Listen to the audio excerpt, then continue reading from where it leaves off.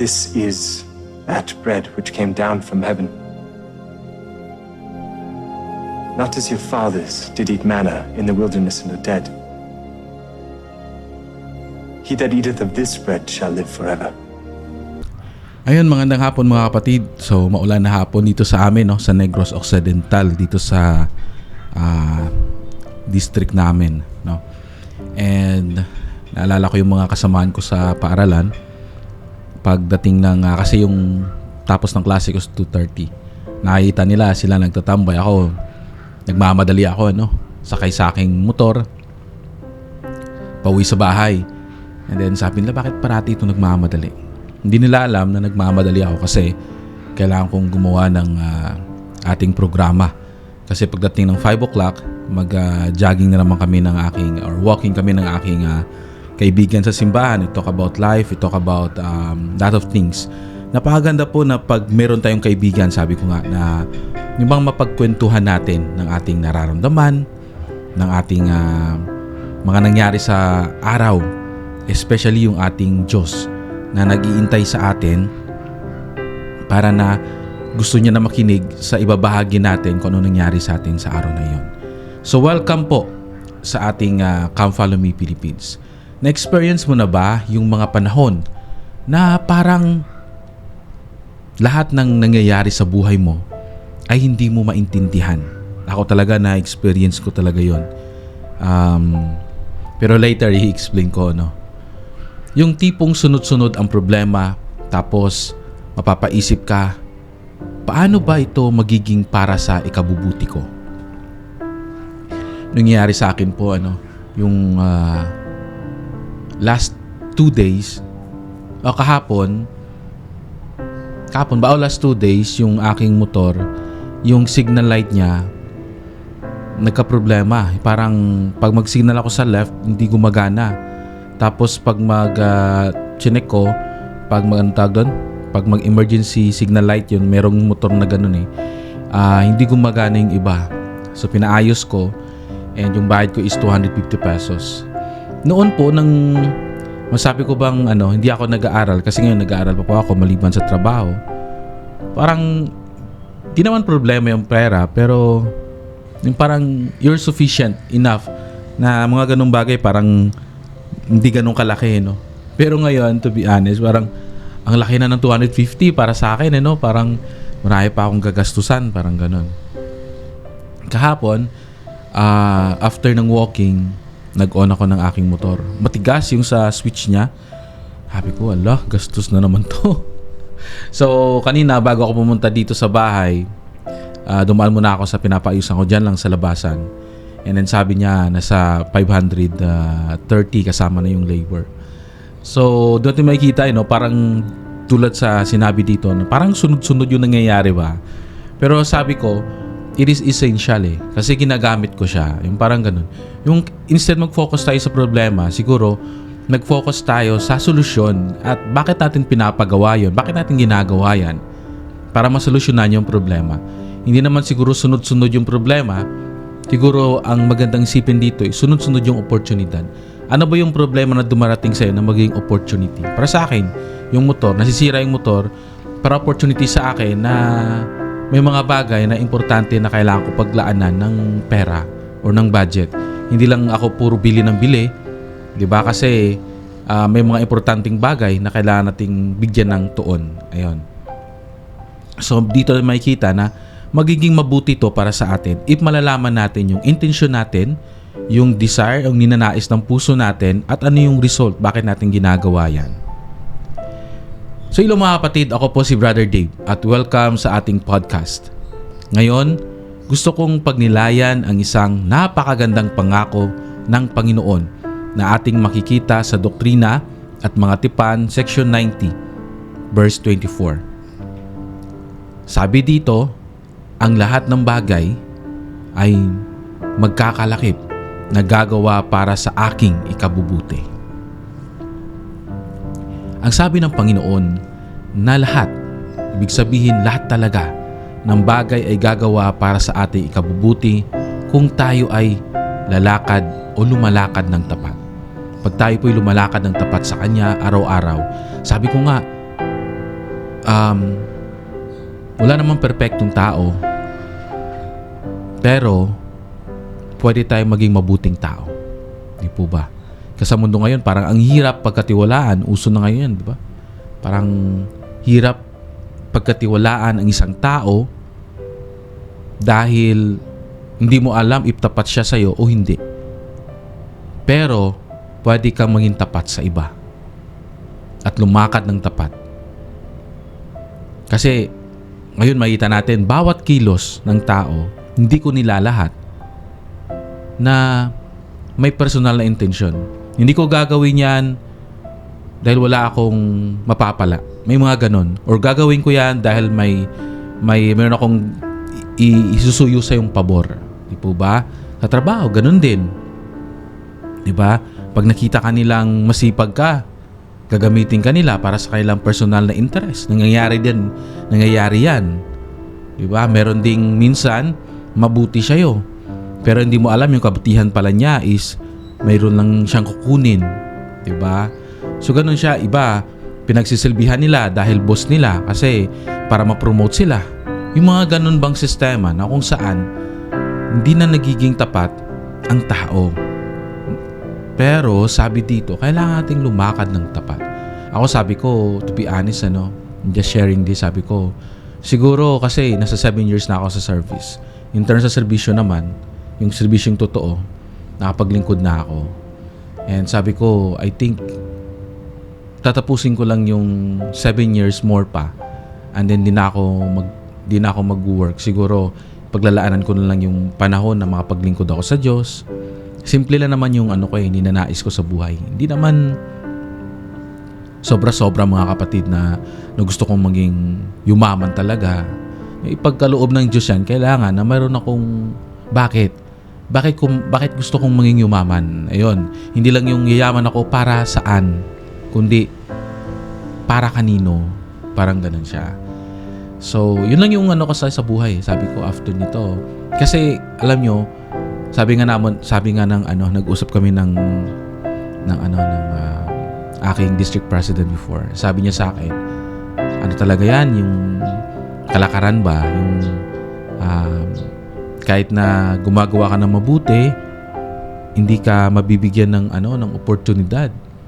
Kasi yung bibigyan ng oportunidad, yung makakilala. But anyways, that's another topic naman po, Pero dito na naisip ko na kahit gaano kagulo yung mundo, pwede tayong lumakad ng tapat na kasama yung ating Panginoong Jesucristo.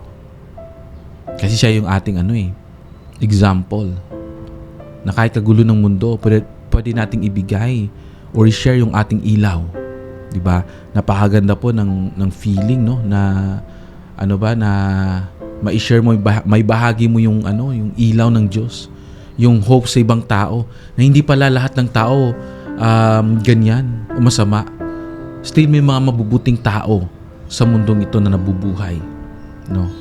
And sabi pa dito na tumatawag sa kanya sa panalangin at sinusunod ang kanyang mga kautusan. So always po tayong manalangin. Alam niyo po sa time na when Jesus Christ prayed in the Garden of Gethsemane, sinabi niya sa kanyang mga alagad na manalangin kayo kasi para hindi kayo matukso. We need to pray earnestly. We need to pray and ask ng help ng ating Panginoon kasi tutulungan niya po tayo. And gagawin niyo po yung path natin na tama patungo po sa kaligayahan din natin, no? At magagawa lang po natin yon pamamagitan ng panalangin at pagsunod sa kanyang mga kautusan. Marami pong kautusan yung Panginoon pero dahan-dahan nating sundin. Isa dito yung nagustuhan ko na love your neighbor as you love yourself.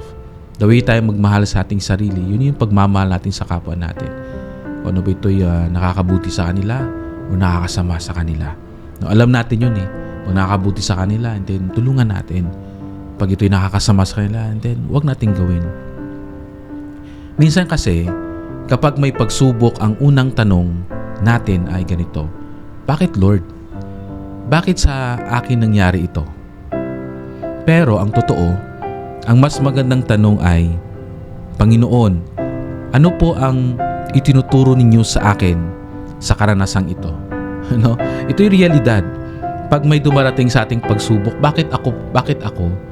Hindi natin alam na lahat ng mga binibigay pala ng Diyos last time na ating topic, may mga karagdagang responsibilidad. May mga responsibilidad na nakaagapay doon sa mga nangyayari sa atin. Bakit tayo binibless ng Panginoon? Para i-bless natin yung ibang tao. Di po ba? Bakit ako mayroong time para makapagbahagi ako sa inyo? Yun yung nasa isip ko. The more we bless, the more tayo maglingkod sa Panginoon. Huwag tayong lalayo. Kaya sinabi dito, ano mo yung mga katuruan po, Panginoon, na gusto niyo pong matuto ako sa mga karanasan ko nangyayari ngayon? Naalala ko yung time na halos sumuko na ako dahil sabay-sabay ang mga problema. Totoo yun. Financial, trabaho, at family concerns. Sabay-sabay yun. Hindi ko na i-explain, Pero doon ko nakikita na para din pala sa akin na hindi ako pababayaan ng Panginoon. Aahon at aahon tayo. At pag nagkaahon na tayo, doon natin makikita na may dapat akong gawin, may dapat akong gampanan para sa mga kapatid ko. Sa mga brothers and sisters, kapwa membro at hindi membro ng simbahan. Huwag tayong pumili na, tutulungan ko lang yung mga pamilya ko sa simbahan. Tulungan ko lang yung mga kadugo ko ba? Pag hindi ka kadugo, pag hindi ka membro, hindi tutulungan. Yun. Dapat, huwag natin gawin yun. Dapat gawin natin is magtulungan tayo regarding sa status, regarding sa kulay ng tao, regarding sa tsura, Ang daming tanong sa puso ko. Pero habang patuloy akong nagdarasal, tumadalo sa simbahan at tumahawak sa mga salita ng propeta, unti-unti kong nakita kung paano ginagamit ng Panginoon ang mga karanasang iyon para palakasin ako.